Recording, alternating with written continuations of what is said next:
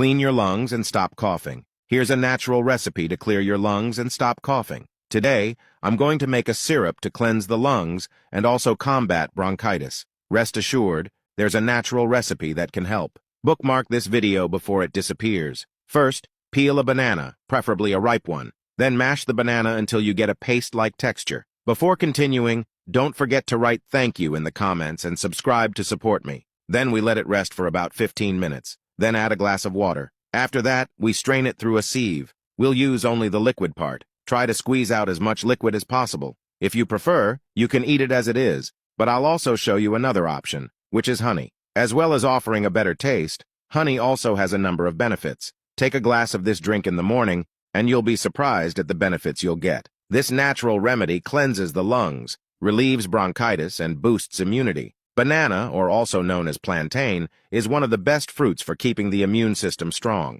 Make this recipe, and you certainly won't regret it. Don't forget to subscribe and